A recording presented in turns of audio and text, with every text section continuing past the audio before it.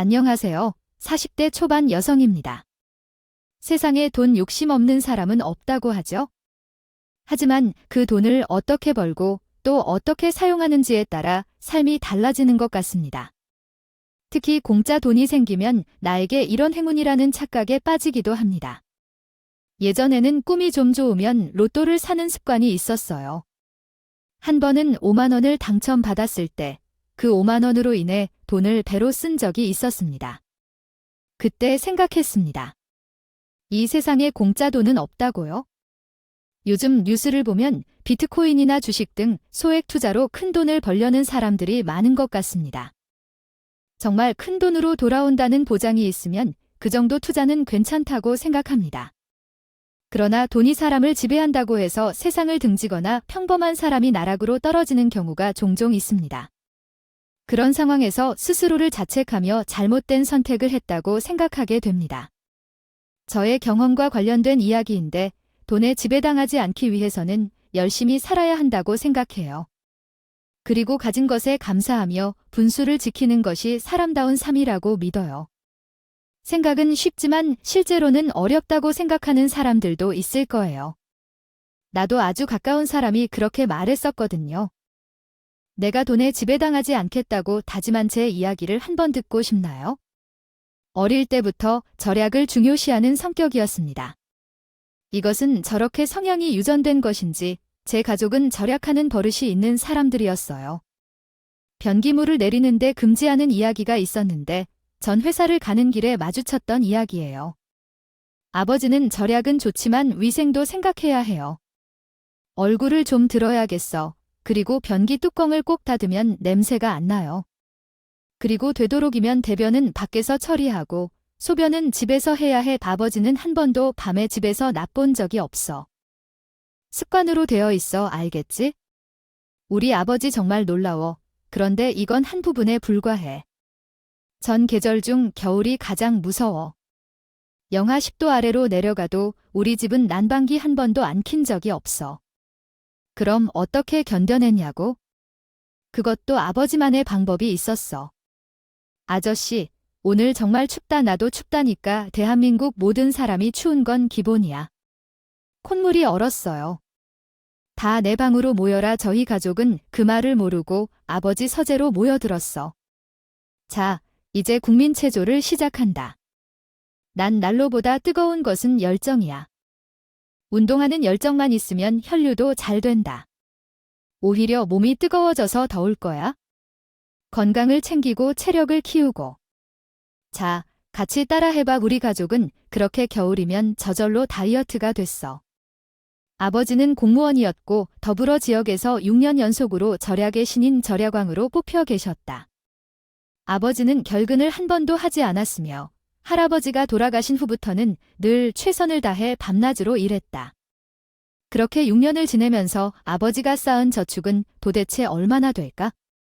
물가가 올랐을 때 생활비도 올라가는데 이를 어떻게 해결할까 고민했다. 그러나 아버지는 남자가 하는 일에 초점을 맞추어 생활비를 조절하고 물가가 오를수록 더 절약해야 한다고 생각했다. 하지만 이러한 아버지의 절약 정신은 가족들에게 상당한 부담을 안겼고 결국 저도 아버지를 닮아가는 모습을 보였다. 하지만 나중에 회사에 취직하여 받은 첫 월급은 부모님에게 고스란히 돌려드리기로 결심했다. 오래간만에 맛있는 식사를 대접하여 기뻐하시는 부모님의 모습을 상상하며 월급을 전달했다. 저의 첫 월급이니 맛있는 음식이나 한번 즐기시라며 새 돈으로 싹쓸이해서 드렸어요. 그렇게 말씀하며 누구에게 받으실지 물어보았다. 네, 한 달 동안 정말 힘들었죠. 돈을 벌기가 얼마나 어려운지 알겠을 거예요. 우리 딸한테 월급 다 받아보라고 말할게요. 여보, 우리 이 돈으로 소고기 먹으러 가요. 희순이가 보면 우리도 돈을 잘 써야죠. 이 돈은 한 푼도 안 쓸 거예요. 내 이름으로 통장 만들어서 넣어 둘 테니까 알아둬요. 그리고 월급의 10%만 생활비로 쓰고 나머지 다 저축할 거예요. 알겠죠? 네, 나 돈을 벌면 제가 관리할 줄 알았는데 그게 아니었어요. 화장품, 옷 등 여러 가지 사야 할 게 많아요.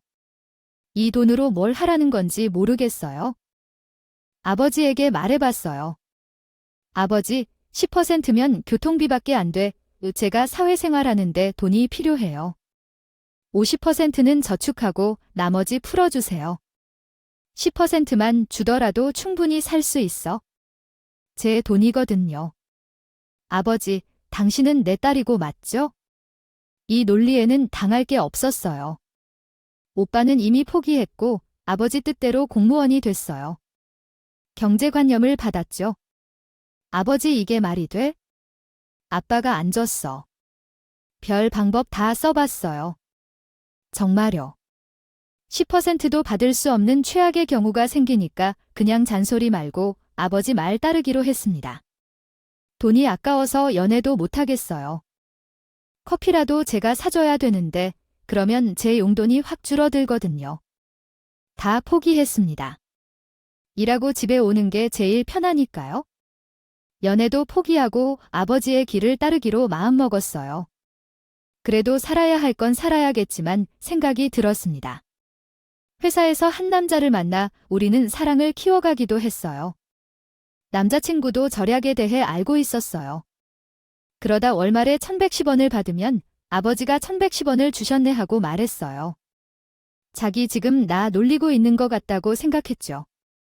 우리 가족은 돈을 아까워하지 않는 사람들이라서 정말 안 그러더라고요. 어릴 때 엄마가 돈에 너무 집착하는 것을 보고 그렇게 살면 안 될 것 같다 오는 생각이 들었어요. 돈은 있다가 없어지고 없다가 생기는 건데 우리 엄마는 돈이 영원할 것이라고 믿는 사람이라 제 생각은 완전히 달라졌어요. 제 남자친구는 나와 비슷하게 적은 용돈으로 살아가는 모습을 보고 호감이 갔어요. 그런데 남자친구의 엄마는 나와는 다른 경제관념을 가지고 있다는 것이 참으로 신기했어요. 우리는 항상 회사 계단이나 야근 시간대에 커피를 마시면서 사랑을 이어나갔어요. 외식을 할 때는 한 사람당 10,000원을 넘지 않도록 먹었죠. 그렇게 어느 날 남자친구가 말했어요. 내게 이야기하고 싶은 게 있어서 집 앞 편의점으로 나온 거야. 오늘 일이 많아서 늦었네. 회사에서 집까지 걸어왔어. 여기 거리가 얼마나 먼데 3시간 정도 걸리니까 금방 왔어. 그리고 내게 줄 것도 있어. 남자친구는 주머니에서 무언가를 꺼내줬어요. 제가 열어보니 내 전부를 줘도 아까운 마음이야. 나랑 결혼해 줄래? 남자친구는 그동안 모은 월급 통장을 나에게 주었어요. 정말 감동받아서 어떻게 대해야 할지 몰랐어요. 나 말 안 해도 충분히 그럴 거지만 허영심을 버리고 이 돈으로 우리가 꼭 필요한 것만 쓰자. 10년 뒤에는 이것보다 10배는 더 모아서고 말했어요. 친구들과 한잔하는 법도 없고 돈을 쓸데없는 일에는 결코 쓰지 않는 남자친구가 있었습니다. 그러던 어느 날 그가 자신의 모은 돈을 포기하며 나에게 주길 원한다는 감동적인 프로포즈를 했고 나는 당연히 예를 외쳤습니다. 우리는 그 후 편의점에서 먹거리를 사며 행복한 시간을 보냈고 결국 결혼을 했습니다. 그러나 남편의 아버지는 나에게 중요한 당부를 말씀하셨습니다. 그는 내가 가족의 재산을 잘 관리해야 한다며 중요한 가르침을 전해주셨습니다.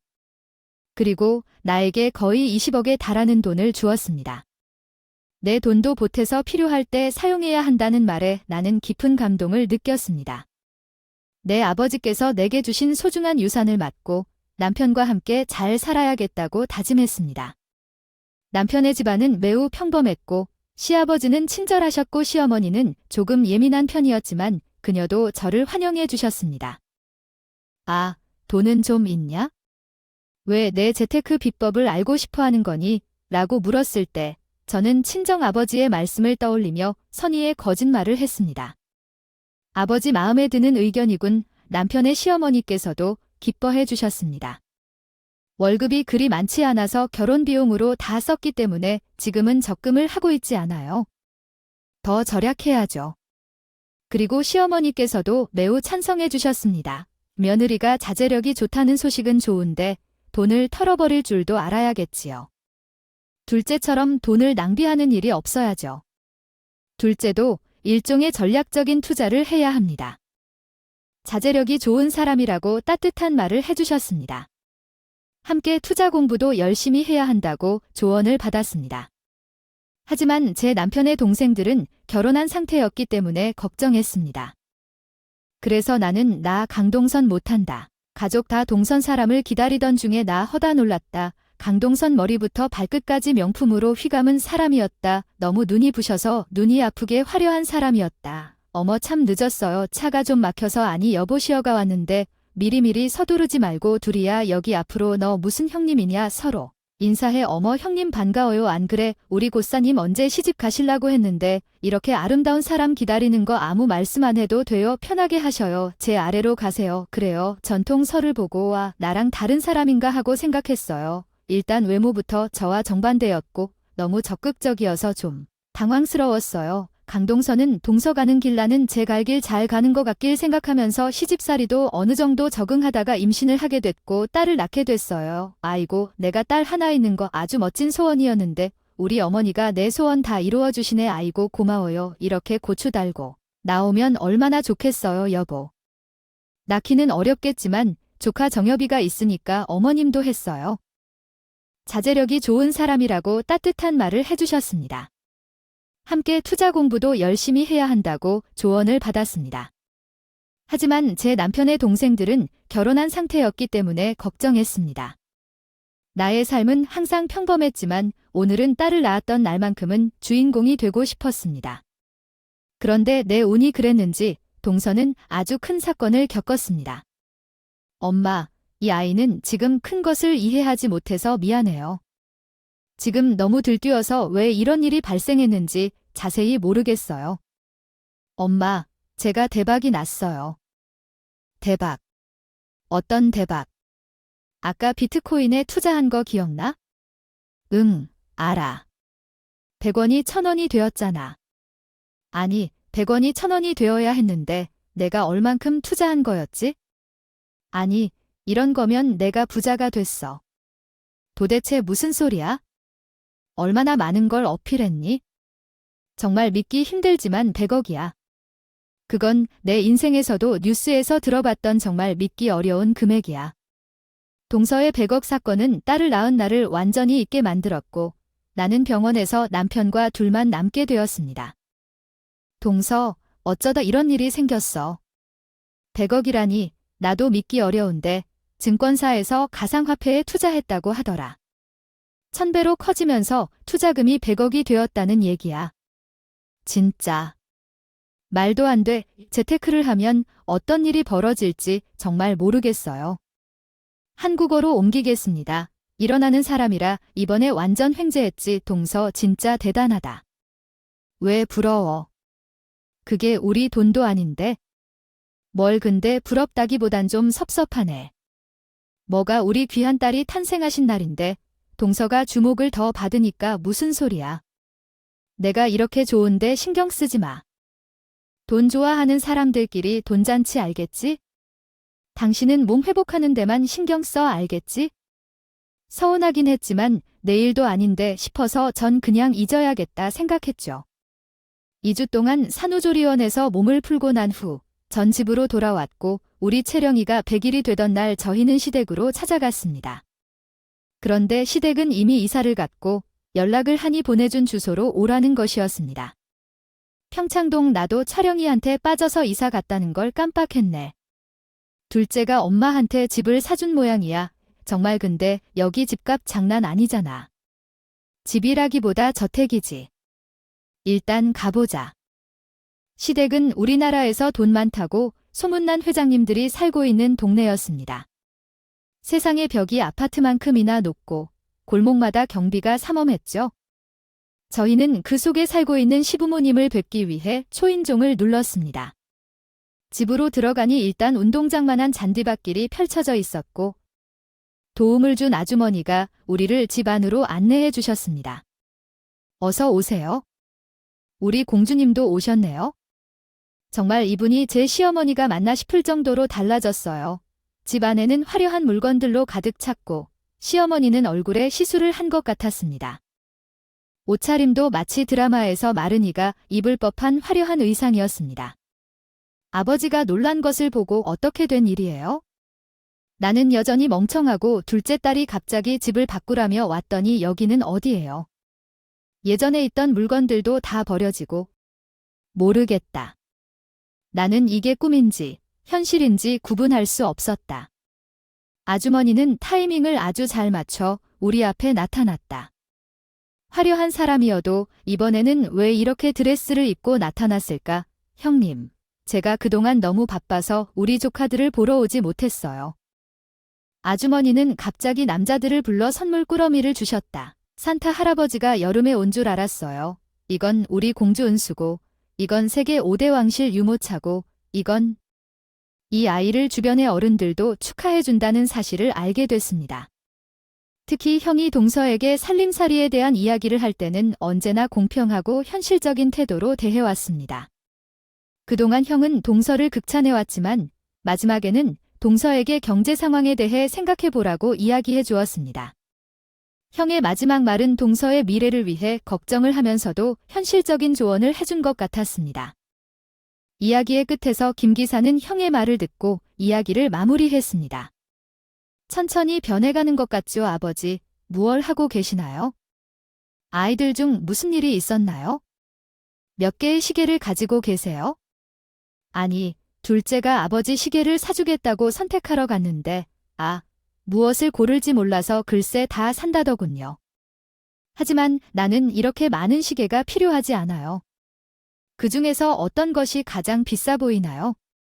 나는 잘 모르겠어서, 그럼 둘째 말대로 그냥 다 해버릴까요? 외시계도 옷처럼 바꿔서 할까요? 어머나, 모르겠어요.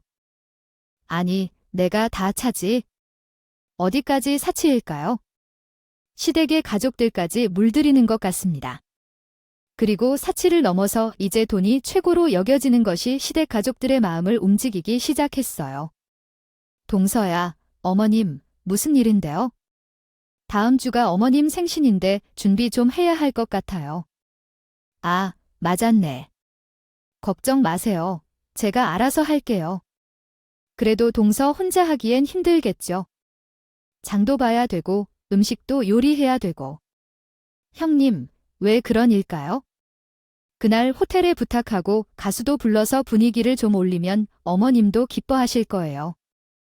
그래도 제가 준비하는 게 더 좋지 않을까요? 어머님 취향에 맞춰서 해드리는 게 형님이랑 어머니랑 제가 즐겨하는 경제적 활동일 수도 있지요. 언제나 그렇듯 말만 형님이란 분은 돈을 주고 나서부터 날 점점 무시하기 시작했습니다.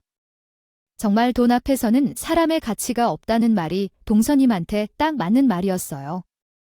어머님 생신날 전 어머님이 좋아하시는 갓김치를 여수에서 공수해왔고 남편은 어머님께 드리려고 구두를 샀어요. 어머님이 좋아하실까 했지만 전 결국 옛 이야기일 뿐이라고 했어요. 돈이 좋아도 사람의 정성을 따라갈 수 없다는 걸 아니까요. 오늘도 동서가 관심받겠지만 우리의 성의는 무시받지 않을 거예요. 우리 부부가 갓김치와 구두를 들고 시어머니 집으로 갔어요.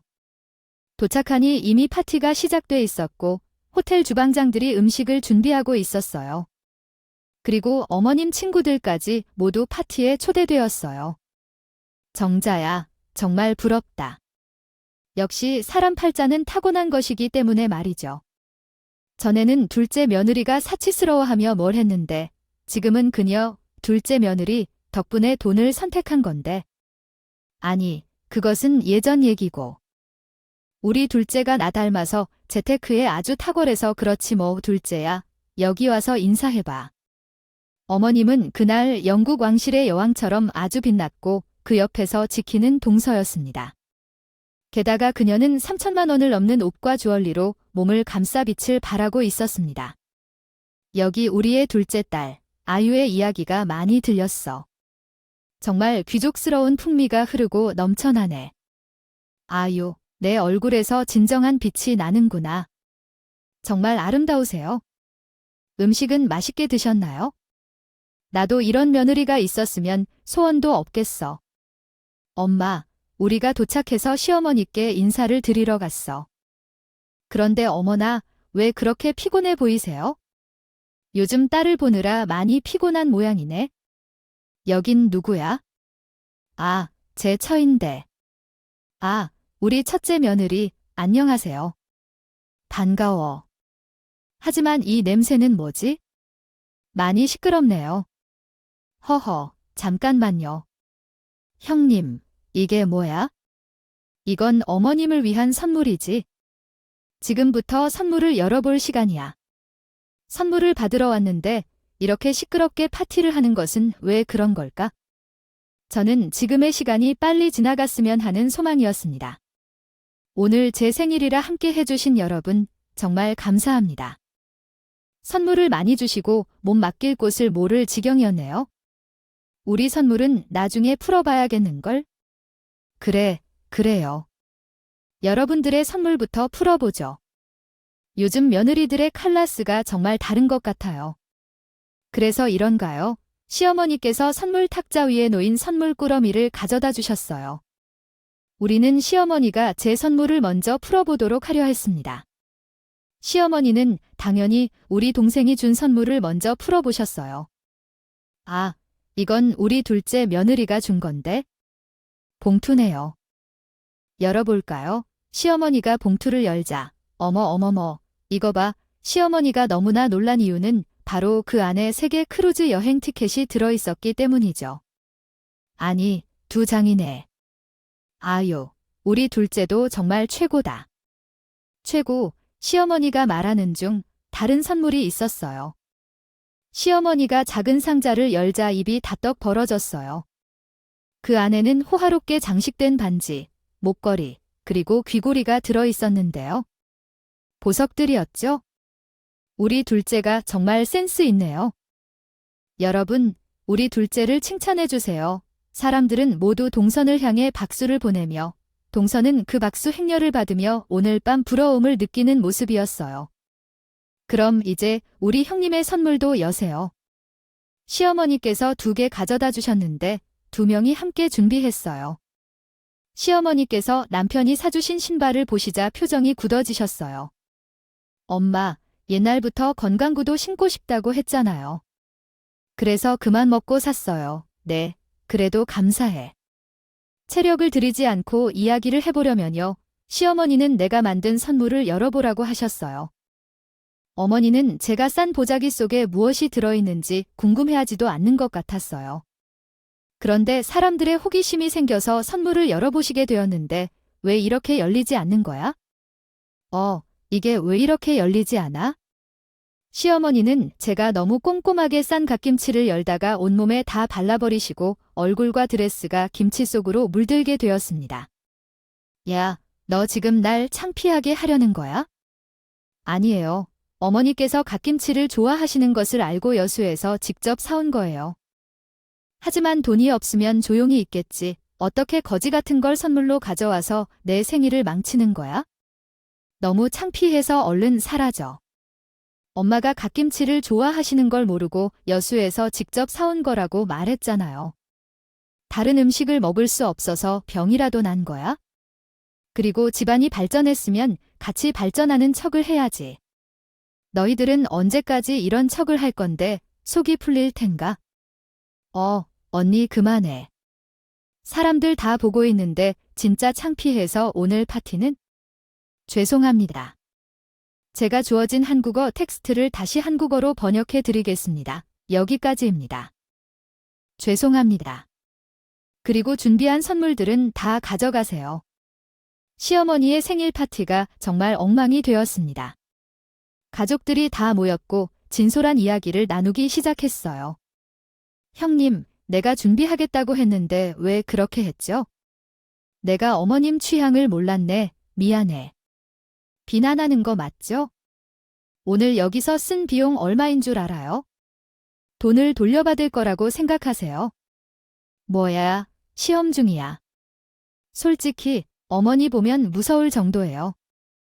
이러다가 문제 생기면 어쩌려고요? 형님, 부럽다고 말하는 게 맞아요.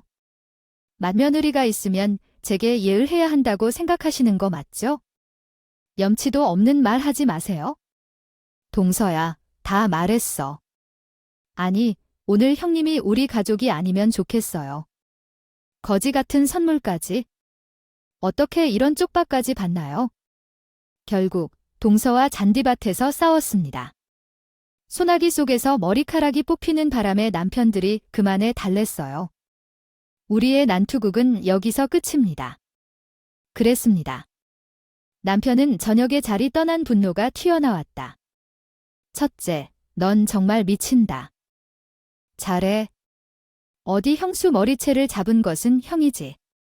형수의 머리카락을 잡은 건 형도 아니면서 예의가 없고 말이 되면 좋겠다.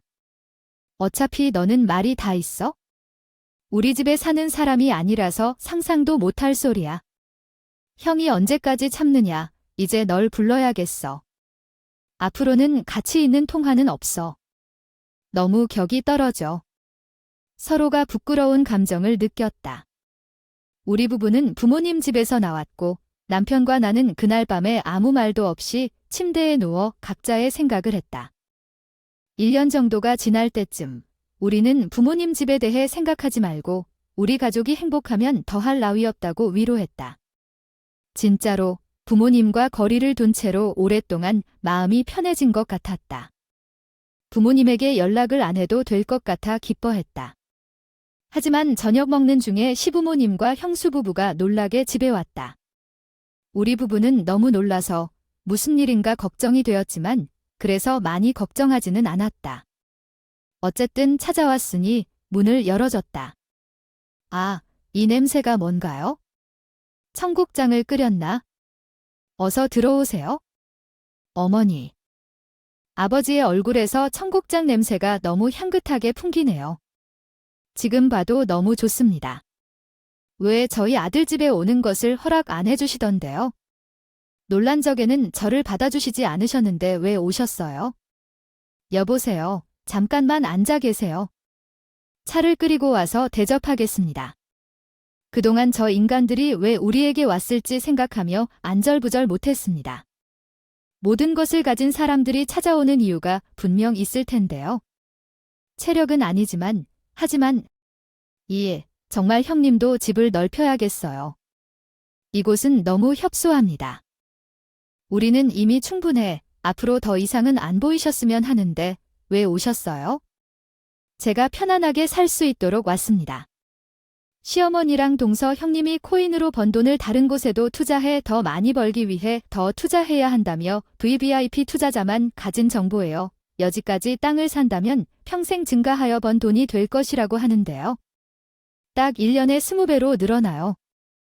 이미 동서 형이 많이 번 돈을 가지고 있지만 돈은 가지고 두면 썩어 없어져요. 계속 투자해서 돈을 벌어야 한다고. 그러니까 많은 돈을 투자한 거죠. 당연한 거 아니에요. 엄마도 같이 했어요.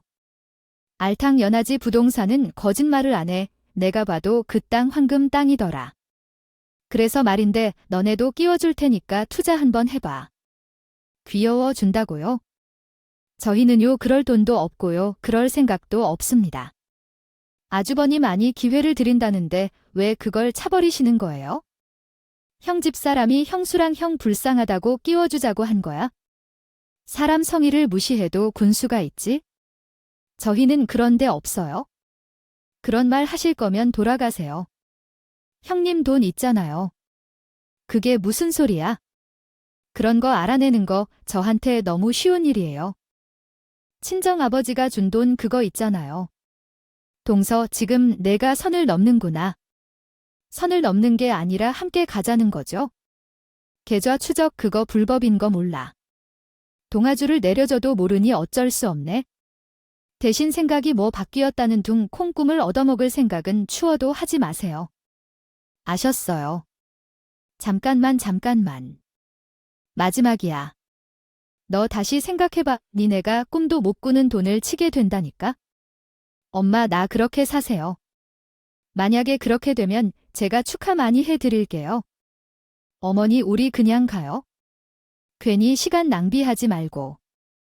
어휴 저 배은망덕한 것 같아. 전 아무리 생각해도 이해가 되질. 돈 많은 동서가 왜 저희를 찾아온 것인지 궁금해서 시어머니께 다시 한번 물어보기로 했습니다. 집으로 갔는데 집은 이사를 한 지 얼마 되지 않았는데도 갑자기 내놓고 급하게 떠날 준비를 했습니다. 시어머니께 물었더니 동서는 새로운 부동산에 투자하려는데 돈이 부족해서 저희 부부를 찾아왔다고 했습니다.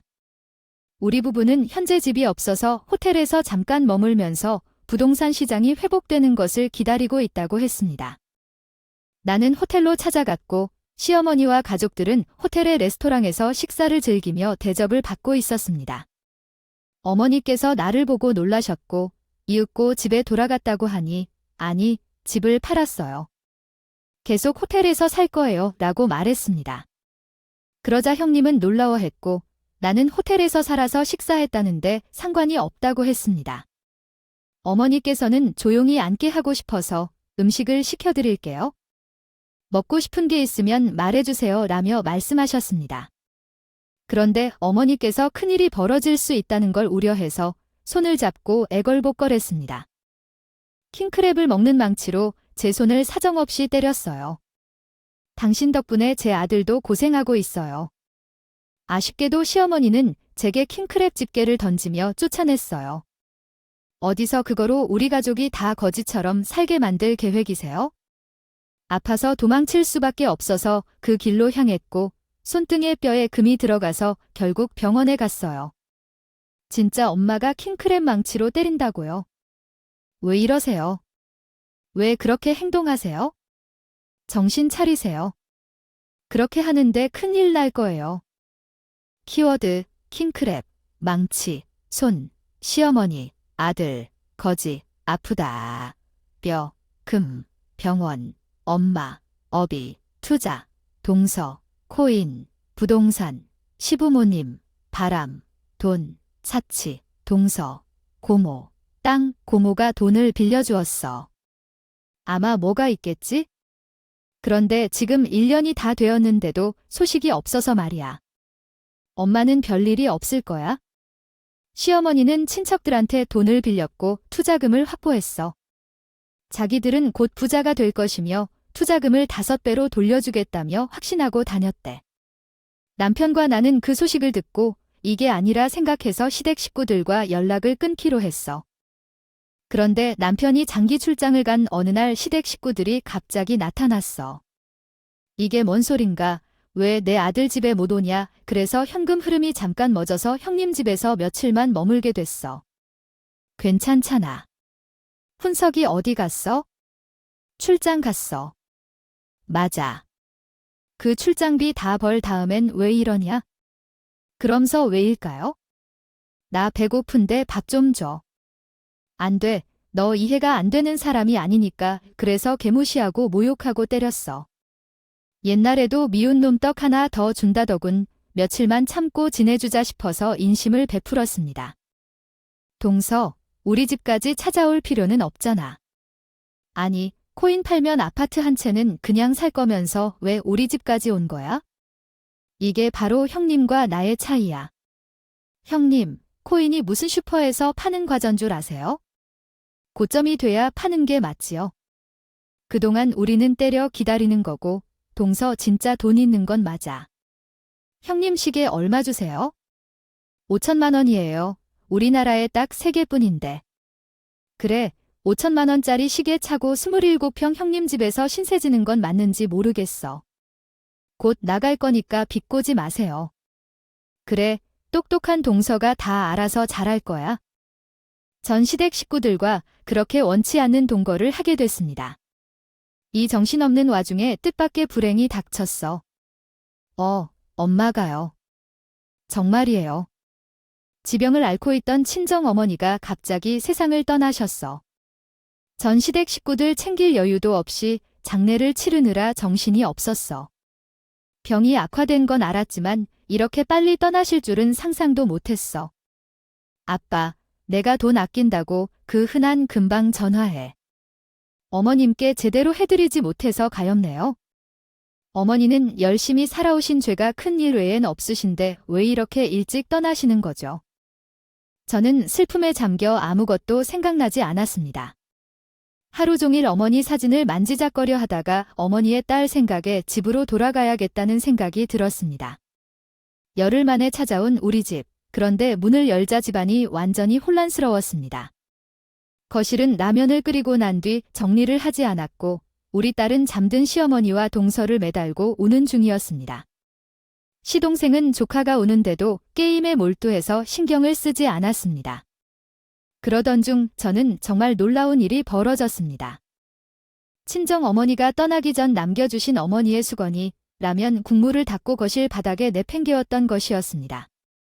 정말 사람이 하지 류하지 않았습니다. 니들은 사람이냐? 이게 어떤 짓이야? 정말 화가 나 화장실에 들어가 물을 한 바가지 받아 그 수건들에게 물을 뿌렸습니다. 인간이 맞아? 이런 짓을 하다니 정말 미쳤어. 나는 뭐 하는 거야? 시미한테 물을 뿌리고? 혼란 속에서 정말 충격이었습니다. 정신이 어디 갔어? 나 정말 깨어 있어? 어머니의 유품이라고 했지 그걸 건드려 의미 없겠다. 그냥 치동에 놀길래. 그냥 있으면 되지 하고 생각했어요. 터진 입이라고 진짜 너 자꾸 구라칠래 우리 집 홈 CCTV 돌려볼까 하니 국물에 쏟아졌는데 행주가 어디 있는지도 모르겠고 급한 마음에 옆에 있길래 달깠지 또 뭐 그런 걸로 그러냐 내가 정말 참을 만큼 참았고 너희들한테 베풀 만큼 베풀었어 나한테 보답 같은 건 기대도 안 했지만 이건 아니잖아 전 너무 화가 나서 집에 있는 물건들을 다 던져버렸고 시부모와 동서 부부는 너무 놀라서 이리 숨고 저리 숨고 난리도 아니었습니다. 그렇게 제가 미친년처럼 날뛰고 있는데 갑자기 남편이 현관문을 열고 소리를 질렀어요. 다들 미쳤어. 미쳤다고. 이거는 좀 파다들 남편은 그러면서 핸드폰을 그 인간들 앞에 던져버렸고 핸드폰을 본 동서가 갑자기 귀신이라도 본 듯 기겁을 하는 것이었습니다. 이게 뭐야? 왜 그래? 왜? 부동산 올랐어. 어디 봐봐 이게 뭐냐? 아니 너 코 있나? 어디 갔냐? 어제까지 오르던 게 갑자기 휴지 조각이 됐다고 잠깐만 여기 우리가 초대하는데 아니야 인터넷 신문에는 시댁 식구들이 투자한 땅 때문에 많은 사람들이 피해를 입어 시위를 하고 있다는 뉴스가 떴습니다. 이게 뭐야? 이거 개발도 못하는 당이었잖아. 그냥 있으면 되지 하고 생각했어요. 내가 여기 투자하라고 했다고? 이런 말이 안 돼. 안 돼. 은하를 속이지 말아줘. 그럼 애써 말하던 코인은 어째서 일이 됐어? 말해봐.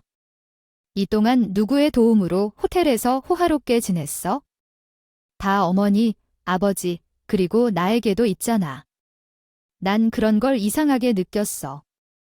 단단히 거부했더니 넌 무리해서 거제를 만들어내고 내가 애써 쏟은 것들을 안 썼어.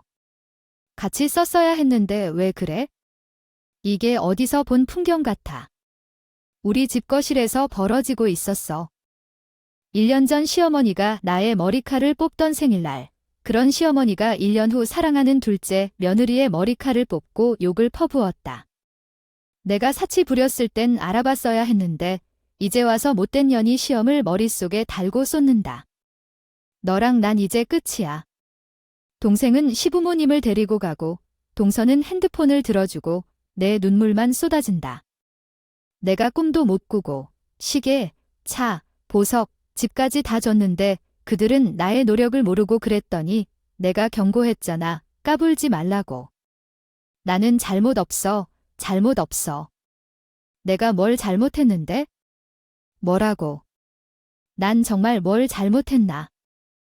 어떻게 동서가 끝까지 정신을 못 차리고 발악을 했지?